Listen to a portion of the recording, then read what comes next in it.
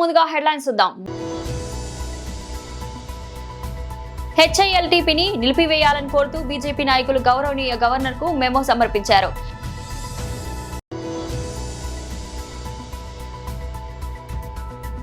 తెలంగాణ భవన్లో మీడియాతో మాట్లాడుతున్న మాజీ మంత్రి ఎమ్మెల్యే శ్రీ హరీష్ రావు.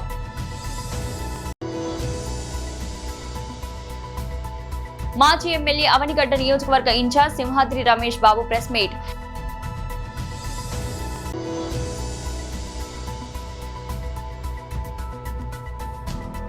తిరుపతిలోని హోటళ్లకు బాంబు బెదిరింపులు. హెచ్ఐఎల్టీపీని నిలిపివేయాలని కోరుతూ బీజేపీ నాయకులు గౌరవనీయ గవర్నర్కు మెమో సమర్పించారు. ఈరోజు తెలంగాణ గవర్నర్ శ్రీ విశ్వదేవ్ వర్మ గారిని భారతీయ జనతా పార్టీ ఒక ప్రతినిధి మండలి వారిని కలవడం జరిగింది. శ్రీ మహేశ్వర్ రెడ్డి గారు మా ఫ్లోర్ లీడర్, అదేవిధంగా అంజిరెడ్డి గారు, కొమరయ్య గారు, అదేవిధంగా మా జనరల్ సెక్రటరీస్ అనేటువంటి ఒక గౌతమ్ రావు గారు, వీరేందర్ గౌడ్ గారు, వేముల అశోక్ గారు, మా ఒక పార్టీ జిహెచ్ఎంసీలో ఫ్లోర్ లీడర్ శంకర్ యాదవ్ గారు, deputy floor leader Radha Dheeraj Reddy గారు, మీరంతా కూడా గవర్నర్ గారిని కలిసి ఏదైతే రాష్ట్ర ప్రభుత్వం HILT Hyderabad industrial land transformation ఏదైతే తీసుకొచ్చారో ఈ యొక్క జియోని భారతీయ జనతా పార్టీ వ్యతిరేకిస్తూ దీనివల్ల అనేక మందికి ఈరోజు నష్టం జరిగేటటువంటి అవకాశాలు ఉన్నాయి. అంతేకాకుండా ల్యాండ్ కన్వర్జన్స్ పేరు మీద హిల్ట్ అనేటటువంటి ఒక జియో ద్వారా హైదరాబాద్ నగరంలో ఉన్నటువంటి ఒక ఏవైతే ఇండస్ట్రీస్కు ఆ రోజు కేటాయించే భూములు ఉన్నాయో అది రియల్ ఎస్టేట్లో ఒక సంస్థలకు దారాదత్తం చేసేటటువంటి ఒక ప్రయత్నం. దాదాపు 9,000 ఎకరాల పైగా ఈరోజు ఒక రియల్ ఎస్టేట్ కింద మార్చి లక్షలాది కోట్లాది రూపాయలు ఈరోజు ప్రభుత్వము అందులో కుంభకోణం జరిగేటటువంటి అవకాశాన్ని ఇవ్వడం జరుగుతూ ఉంది.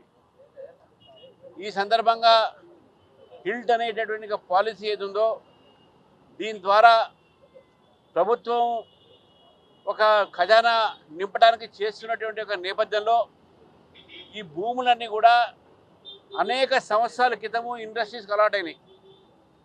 అప్పుడు ఉన్నటువంటి ఒక ధర ఇప్పుడు ఉన్నటువంటి ధరని మీరు కంపేర్ చేసుకున్నా కూడా బుక్ వాల్యూ సబ్ రిజిస్ట్రార్ ఆఫీస్లో ఉన్నటువంటి ఒక ఏదైతే రేట్స్ ఉన్నాయో అది మార్కెట్ రేట్ కన్నా చాలా తక్కువగా ఉంటుంది. మనం చూసినాము మొన్ననే ఒక ప్రైవేట్ సంస్థ హైదరాబాద్కు అవతల 151 కోట్లకు ఒక ఎకరం కొనడం జరిగింది. తెలంగాణ భవన్లో మీడియాతో మాట్లాడుతున్న మాజీ మంత్రి ఎమ్మెల్యే శ్రీ హరీష్ రావు పెట్టారు. చాలా విషయాలు మాట్లాడినారు. సరే, ఒక అడుగు ముందుకేసి తమ స్థాయిని దించుకునే విధంగా నన్ను పట్టుకొని అన్ఫిట్ ఫర్ పాలిటిక్స్ అనేటువంటి మాట బట్టి విక్రమార్క గారు నన్ను ఉద్దేశించి మాట్లాడారు. సరే, బట్టి విక్రమార్క గారు అన్నట్టు నేను అన్ఫిటే కావచ్చు. దేంట్లో అన్ఫిట్? నీలాగా ఫైనాన్స్ డిపార్ట్మెంట్లో ఆర్థిక మంత్రిగా పనిచేసినప్పుడు 20%, 30% కమిషన్లు తీసుకోవడం నాకు రాలేదు. దాంట్లో నేను అన్ఫిట్టే. మీరు బాగా ఫిట్టు ఇలా, ఎందుకంటే మీ ఫిట్నెస్ బయటపడ్డది కదా. ఫైనాన్స్ డిపార్ట్మెంట్ చరిత్రలో ఏ రోజు కూడా కాంట్రాక్టర్లు వచ్చి సెక్రటరియట్లో ఆర్థిక శాఖ కార్యాలయం ముందు ధర్నా చేసిన చరిత్ర ఏ రోజన్నా ఉందా? ఈ రాష్ట్ర చరిత్రలో మన ఊరు మనబడి బిల్లులు ఇవ్వండి అని కాంట్రాక్టర్లు ఫైనాన్స్ డిపార్ట్మెంట్ ముందు ధర్నా చేశారా? చిన్న కాంట్రాక్టర్లు ఎప్పుడైనా ఫైనాన్స్ డిపార్ట్మెంట్ ముందు గత చరిత్రలో ఏనాడైనా ధర్నా చేశారా?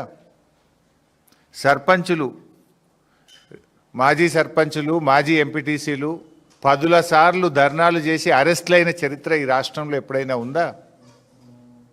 నోరు బారేసుకోవడం చాలా సులువు బట్టి గారు. Give respect and take respect. రాజకీయాల్లో ఫ్రస్ట్రేషన్లో నోరు జారితే మొదటికే మోసం వస్తుంది.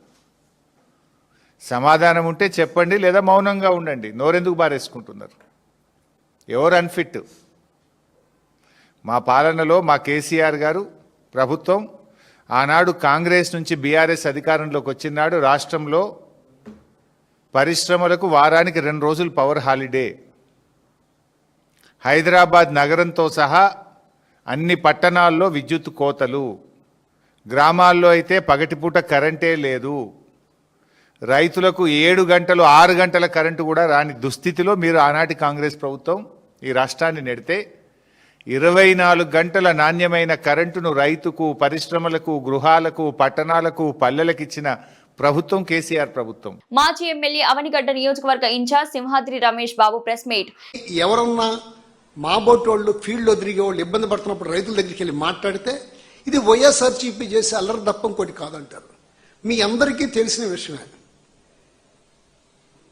13-18 నెంబరు మార్టూరు నుంచి గవర్నమెంట్ చేత నుంచి బయటకు వచ్చింది. అవి కొనమంటే కొనరు. అది ఇచ్చింది ఎవరు? గవర్నమెంట్ ఇచ్చింది. మన చంద్రబాబు నాయుడు గారు మాట్లాడుతూ ఒక మాట చెప్పారు. ఆయన ఇప్పుడు పండించే పంటంతా ఇత్తనాలకు వెళ్లాల్సిందే తప్ప తినడానికి తిండికి పనికి వచ్చేయలేదని చెప్తారు. ఎవరిచ్చారా ఇత్తనాలు? ప్రభుత్వం ఇచ్చిందే కదా.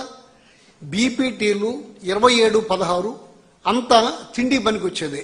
ఏంటంటే ఆయన ఉద్దేశం వ్యవసాయం అనేది దండగా, వ్యవసాయదారుడు అనవసరం అనే ఆలోచన ఆయన ఇంతవరకు కూడా విరమించుకోలేదు. దాన్ని కూడా ఇప్పుడు కూడా కంటిన్యూ చేస్తానే ముందుకు తీసుకెళ్తున్నారు.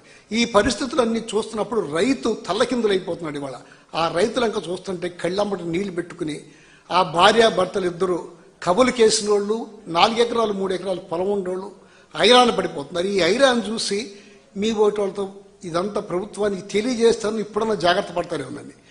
గోదావరి మనకి కృష్ణా జిల్లాలో 160 రైస్ మిల్లు ఉన్నాయి. 160లో 72 రైస్ మిల్లుకే డ్రైయర్లు ఉన్నాయి. ఇటువంటి తుఫాను వచ్చినప్పుడు, అత్యవసర కోతలకు వస్తున్నప్పుడు డ్రైయర్ ఉన్న మిల్లుకే ఆ వడ్డీ వెళ్తాయి. దాంతోపాటు ఈ 72తో పాటు ఇంకొక 10 మిల్లులకి, వీటిలోనే 10 మిల్లులకి డబల్ బాయిలర్లు ఉన్నాయి కనుక కొంత లెక్క. గోదావరి జిల్లాలో అయితే ప్రతి మిల్లుకి బాయిలర్ ఉంటుంది. దానికి కెపాసిటీ ఇప్పచ్చు. అక్కడి నుంచి ధాన్యము ఇవన్నీ ఎక్స్పోర్ట్ అవుతాయి కనుక అక్కడ బయటికి పంపించే పరిస్థితి ఉన్నాయి. అక్కడ వాళ్ళతో మాట్లాడుకుని మిల్లర్స్ని కేకేసి కూర్చోబెట్టి మీరు కొనమంటే ఈ బాధ రోడ్ల మీద బసుకునే బాధ ఈ రైతాంగానికి వచ్చి ఉండేది కాదు. ఏమాత్రం రైతు ఏమైపోతే అయిపోయాళ్లే, నాకేమీ బాధ్యత లేదన్నట్టుగా వ్యవహరిస్తున్నారు తప్ప ఇంకోటి కానే కాదు. చంద్రబాబు నాయుడు అనొచ్చో అనకూడదు నాకు తెలియదు, కానీ ఎప్పుడు అధికారంలోకి వచ్చినా వ్యవసాయదారుడు మా నానుంటుంది ఊళ్ళల్లో గొడ్డొచ్చిన ఎలా బిడ్డొచ్చిన ఎలా అంటారు. వ్యవసాయానికి ఎప్పుడు వచ్చినా, ముఖ్యమంత్రికి ఎప్పుడు వచ్చినా వ్యవసాయదారుడు మాత్రం కష్టాలు పాలైపోతుంది. ఉల్లి, మిర్చి, పత్తి ఒక్కటి కాదు, అన్ని రకాలుగా రైతాంగం అంతా ఇవాళ ఇబ్బందుల్లోకి నెట్టబడింది. ప్రముఖ ఆధ్యాత్మిక నగరం తిరుపతిలో మరోసారి బాంబు బెదిరింపులు కలకలం సృష్టించాయి. నగరంలో పలు హోటళ్లను లక్ష్యంగా చేసుకుని గుర్తు తెలియని వ్యక్తులు ఈమెయిల్స్ ద్వారా హెచ్చరికలు పంపారు. దీంతో హోటల్ యాజమాన్యాలు తీవ్ర ఆందోళనకు గురై వెంటనే పోలీసులకు సమాచారం అందించాయి. వివరాలకు వెళ్తే తిరుపతిలోని కపిలతీర్థం సమీపంలో ఉన్న 2 హోటళ్లకు బాంబు పెట్టినట్లు బెదిరింపు మెయిల్స్ అందాయి. ఈ సమాచారం అందుకున్న హోటల్ నిర్వాహకులు అప్రమత్తమై పోలీసులకు ఆశ్రయించారు. వెంటనే రంగంలోకి దిగిన పోలీసులు బాంబు స్క్వాడ్, డాగ్ స్క్వాడ్ బృందాలతో ఆయా హోటళ్లకు చేరుకున్నారు. అక్కడ తనిఖీలు నిర్వహించారు. అనుమానిత వ్యక్తులను ప్రశ్నించారు. అయితే అక్కడ ఎలాంటి బాంబులు లేకపోవడం అందరూ ఊపిరి పీల్చుకున్నారు. కొన్ని రోజుల క్రితమే తిరుపతి కలెక్టర్ కార్యాలయంలో, తిరుమల తిరుపతి దేవస్థానం కార్యాలయం, రైల్వే స్టేషన్ కూడా అలాగే ఈమెయిల్స్ ద్వారా బాంబు బెదిరింపులు రావడం గమనార్హం. ఇప్పుడు కూడా పోలీసులు విస్తృత తనిఖీ చేపట్టారు. ఇప్పుడు మళ్లీ హోటళ్లు లక్ష్యంగా చేసుకోవడంతో ఇది ఆకతాయి పని అని పోలీసులు అనుమానిస్తున్నారు. వరుస సంఘటనల నేపథ్యంలో ఈమెయిల్స్ ఎక్కడి నుంచి వస్తున్నాయనే దానిపై పోలీసులు దృష్టి సారించారు. మెదక్ జిల్లా కొల్చారం మండలంలో బీఆర్ఎస్ ఆత్మీయ సమ్మేళనం ఉత్సాహంగా జరిగింది. బాబా ఫంక్షన్ హాల్లో జరిగిన ఈ సమావేశానికి ముఖ్య అతిథిగా ఎమ్మెల్యే సునీతా లక్ష్మారెడ్డి హాజరయ్యారు. జై తెలంగాణ నినాదాలతో కార్యకర్తలు ఉత్సాహాన్ని ప్రదర్శించారు. పార్టీ తరపున పోటీ చేయబోయే నాయకులను బలపరిచేందుకు వచ్చిన నేతలు కాంగ్రెస్ లోపాలను ఎత్తిచూపారు. బీఆర్ఎస్ అమలు చేసిన సంక్షేమ పథకాలు ప్రజల్లో విస్తృతంగా ప్రచారం చేయాలనే సూచనలు వెలువడ్డాయి. సమిష్టి కృషితో విజయాలు సాధ్యమన్న అభిప్రాయం వ్యక్తమైంది. ఎమ్మెల్యే సునీతా లక్ష్మారెడ్డి పార్టీ ఐక్యతే స్థానిక ఎన్నికల విజయానికి కీలకమని పేర్కొన్నారు. అంతర్గత విభేదాలు దూరంగా ఉంచి పోటీదారులు ఒకే దిశగా పయనించాలన్నారు. ఈ ఎన్నికల ఫలితాలు రాబోయే శాసనసభ ఎన్నికలకు దారిని సౌఫల్యం చేస్తాయని చెప్పారు.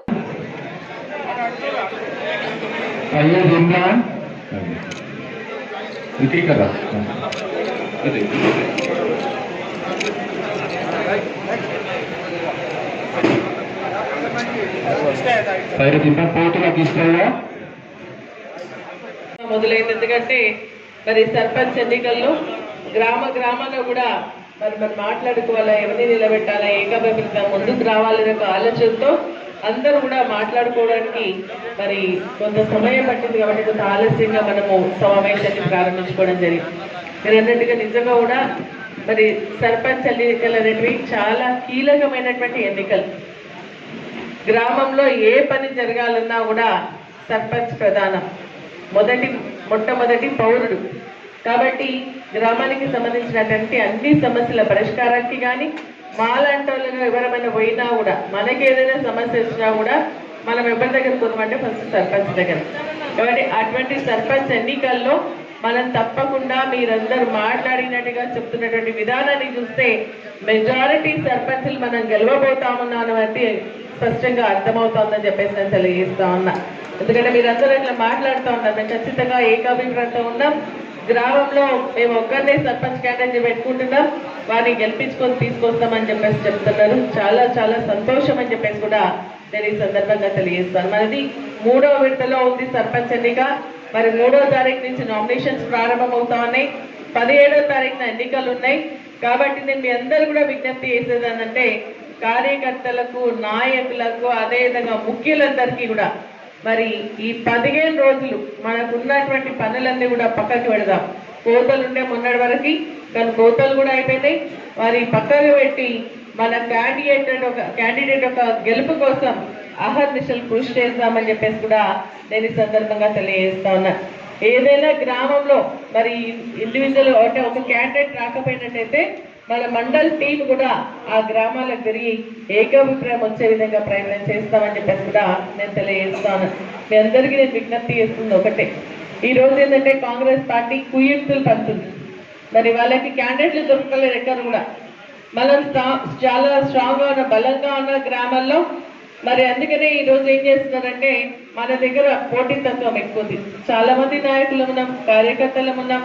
మరి రిజర్వేషన్ అనుకూలంగా కలిసి వస్తుంది కాబట్టి మాకు సర్పంచ్ చేయండి, మాకు అడ్డబల్లి అని చెప్పి అడుగుతున్నారు. అడగడంలో ఇక్కడ కూడా పొరపాటు లేదు, తప్పకుండా అడగాల్సిందే. ఎందుకంటే కష్టపడేటువంటి వాళ్ళు మాకు అవకాశం వస్తుంది ఇవ్వండి అని చెప్పేసి అడగడంలో తప్పు లేదు. కానీ పార్టీకి కట్టుబడి కష్టపడి అదే విధంగా ప్రజల్లో ఉన్నటువంటి వాళ్ళని గెలిపే ధ్యేయంగా ఉండేటువంటి వారిని మనం సెలెక్ట్ చేసుకోవాల్సినటువంటి అవసరం ఉంటుంది. ఎందుకంటే ఈ రోజు మనం చూస్తా ఉన్నాం, మరి 3-4 క్యాండిడేట్లు ఉంటే ఒక క్యాండిడేట్ పేరు అనౌన్స్ చేస్తే ఇంకొక క్యాండిడేట్ వెంటనే ఇమీడియట్ గా కాంగ్రెస్ పార్టీ వాళ్ళకి లేరు కాబట్టి మనలోనే తీసుకుపోయి. మెదక్ జిల్లాలో 2వ విడత గ్రామ పంచాయతీ నామినేషన్ ప్రక్రియ ప్రశాంత వాతావరణంలో కొనసాగింది. మనోరాబాద్ రైతు వేదికలో జరుగుతున్న నామినేషన్లను కలెక్టర్ రాహుల్ రాజ్ ప్రత్యక్షంగా పరిశీలించారు. 8 మండలాల్లో ఈ ప్రక్రియ సజావుగా జరుగుతుందని ఆయన తెలిపారు. తూఫ్రాన్ రెవెన్యూ డివిజన్ పరిధిలో మనోరాబాద్, తూఫ్రాన్, చేగుంట, నార్సింగ్ మండలాల్లో కార్యక్రమం కొనసాగుతుండగా మెదక్ డివిజన్ పరిధిలో మెదక్, రామయంపేట్, శంకరంపేట్, నిజాంపేట్ మండలాల్లో 3 రోజుల పాటు నామినేషన్లు స్వీకరించినట్లు కలెక్టర్ వివరించారు. సర్పంచ్, వార్డు మెంబర్ అభ్యర్థులు తప్పనిసరిగా కొత్త బ్యాంక్ అకౌంట్ తెరవాలని కలెక్టర్ స్పష్టం చేశారు. రిజర్వేషన్ స్థానాలకు పోటీ చేసే వారు కుల ధృవీకరణ పత్రం లేదా ఫామ్ 3 సమర్పించాలని సూచించారు. స్వేచ్ఛాయుత ఎన్నికల కోసం హెల్ప్ డెస్క్లు ఏర్పాటు చేశామంటూ అన్ని నియమాలను పాటించాలంటూ ప్రజలకు, అభ్యర్థులకు కలెక్టర్ పిలుపునిచ్చారు.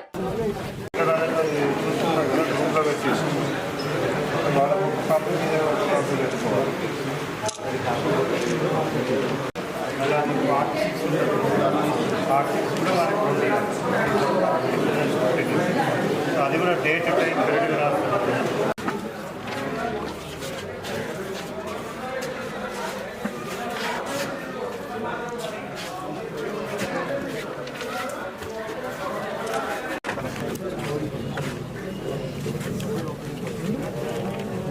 ఒక్కొరికి ఒకటి రాసుకుంటున్నారు.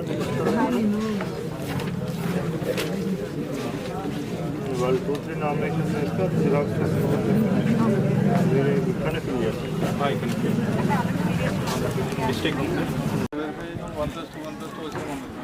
1+2 రావాలా ఇస్తారు. నామినేషన్ ఇచ్చినాక వెరిఫై చేయడానికి 15-20 నిమిషాలు పడుతుంది. ఆ 15-20 నిమిషాల వరకు ముగ్గురు వెయిట్ చేయాల్సిన అవసరం లేదు. క్యాండిడేట్ ఒక్కైనా ఉంటాడు, ఆయనతో వచ్చిన ఇద్దరిని బయటికి పెట్టేయండి. వాళ్ళు ఇక్కడ ఎక్కడైనా వెయిట్ చేస్తారు. క్యాండిడేట్ అవసరం ఉంటే పిలుచుకుంటారు.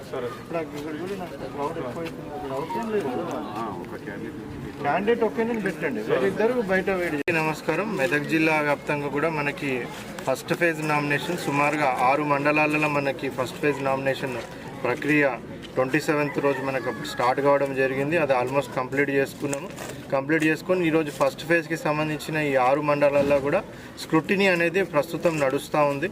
సో ఆ స్క్రూటినీ కూడా ఈరోజు మనం సక్సెస్ఫుల్గా అది కంప్లీట్ చేసుకుంటాం. సో అక్కడ ఏ విధమైన అవాంఛనీయ సంఘటనలు జరగకుండా కూడా అన్ని ఏర్పాట్లు చేయడం జరిగింది.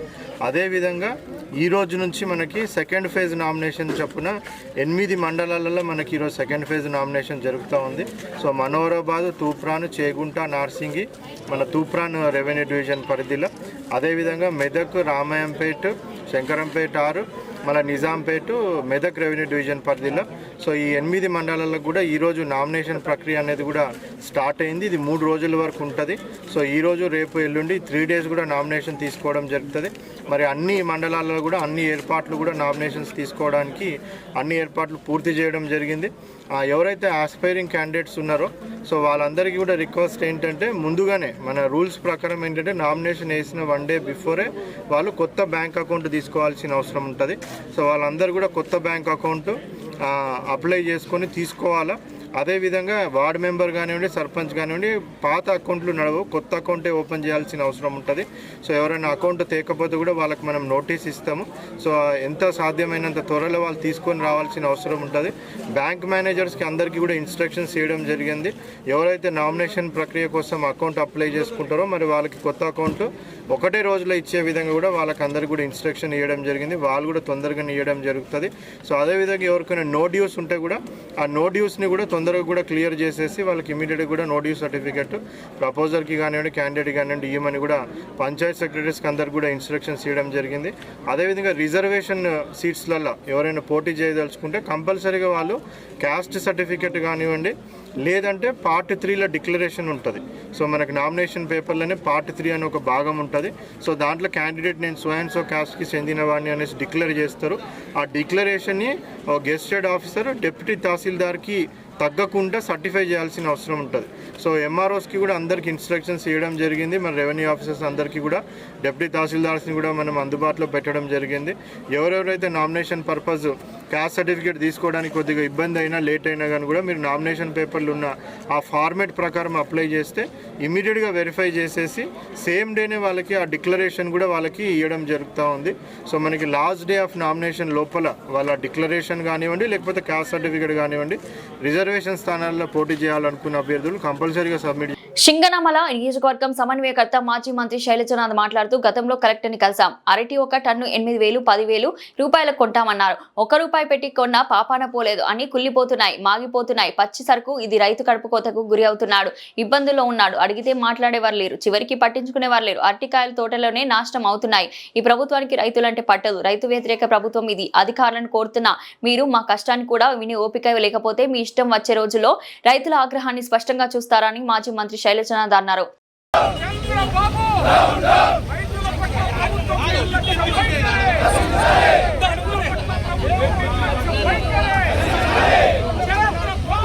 మాట్లాడదామని గతంలో కలిసినాం 7,000, 10,000 కొంటామన్నారు. ₹1 పెట్టి కొన్న పాపాన పోలేదు. అన్ని కుళ్ళిపోతా ఉన్నాయి, మాగిపోతా ఉన్నాయి. పచ్చరికిది రైతు కడుపు కోతకు గురవుతా ఉన్నాడు, ఇబ్బందుల్లో ఉన్నాడు. అడిగితే మాట్లాడే వాళ్ళు ఎవరు లేరు. చివరికి మేము పేపర్లు తీసుకుంటే మాకు పేపర్లు ఎందుకు, అరటికాయలు తీసుకొని లెక్కిమ్మంటా ఉన్నాం. ఎట్లాగూ చంద్రబాబు నాయుడు గారికి అరటికాయలు అంటే పట్టదు, లేకపోతే రైతు అంటే పట్టదు. కాబట్టి ఆయన గురించి ఆయన నిద్రపోతూ నటిస్తాడు. ముందు డబ్బులు ఇవ్వాలి. 2 లక్షల కోట్లు అప్పు చేశారు కదా, డబ్బులు ఇవ్వండి ముందు. మీరు డబ్బులు లేవని చెప్పొద్దండి. పట్టించుకునే నాతులు లేడు. తోటలోనే కాయలు నాశనం అయిపోతా ఉన్నాయి. ఏం జరుగుతుంది ఇక్కడ? పట్టించుకునే వాళ్ళు లేడు. అడిగితే చెప్పేవాళ్ళు లేడు. ఏం మాడితే పంట బాగాలేదు, పంట బాగుందో బాగలేదు ఇప్పుడు చెప్తారే. హార్టికల్చర్ ఆఫీసర్లు సంవత్సరం అంతా ఏం చేస్తా ఉన్నారు? వాళ్ళు పంట చూడు రావాలి ఎవరు ఆఖరికి. అట్లా కలెక్టర్ గా ఏదో డబ్బులు తెచ్చి కొనుక్కోవాలా? కొనుక్కోకపోతే ఎట్లా? ఏం చేస్తారు? అదే లూలు మాలుకో ఇంకొకరికైతే 99 పైసలకి భూములు అమ్మేస్తారే. 100 కోట్లు చేసేటివి. కనుక ఈ ప్రభుత్వానికి రైతులంటే పట్టదు. ఇది రైతు వ్యతిరేక ప్రభుత్వం. వ్యవసాయ దండగనుకునే ముఖ్యమంత్రి ఇక్కడ ఉన్నాడు. నేను అధికారులను కోరుతా ఉన్నా, మీరు మాకు కష్టాన్ని కూడా వినే ఓపిక లేకపోతే మీ ఇష్టం. వచ్చే రోజుల్లో రైతుల ఆగ్రహానికి మీరు స్పష్టంగా చూస్తారని చెప్తా ఉన్నాను. కనుక తక్షణం ఐఎమ్ డిమాండింగ్ దెమ్. అరటిని కొనాలి. మీరు అరటిని కొని తీరాల ప్రభుత్వమే. 10,000 తక్కువగా డబ్బులు ఇవ్వాలి. అట్లాగే ధరల స్థిరీకరణ కోసం డబ్బులు రిలీజ్ చేయాలని ప్రభుత్వాన్ని కోరుతా ఉన్నా. అంతెందుకు నష్టపోయిన రైతుకు ఎకరాకు నష్టపరిహారం కింద కనీసం 50,000 రూపాయలు చెల్లించాల్సిన అవసరం ఉందనే విషయాన్ని స్పష్టంగా చెప్తా ఉన్నాం.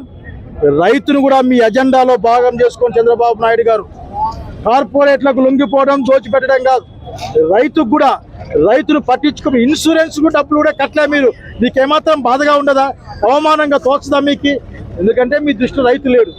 రైతును కాపాడమని విజ్ఞప్తి చేస్తా ఉన్నాం. మీకు కాపాడే పద్ధతి తెలియకపోతే జగన్మోహన్ రెడ్డి గారిని కలిసి కనుక్కోమని కూడా చెప్తా ఉన్నాం. బులెటిన్ ముగించే ముందు హెడ్లైన్స్ మరోసారి.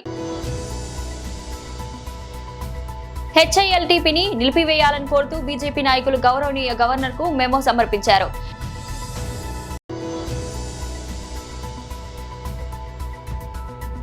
తెలంగాణ భవన్లో మీడియాతో మాట్లాడుతున్న మాజీ మంత్రి ఎమ్మెల్యే శ్రీ హరీష్ రావు.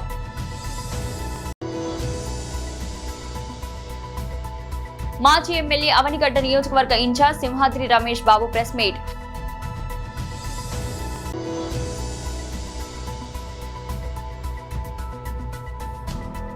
తిరుపతిలోని హోటళ్లకు బాంబు బెదిరింపులు.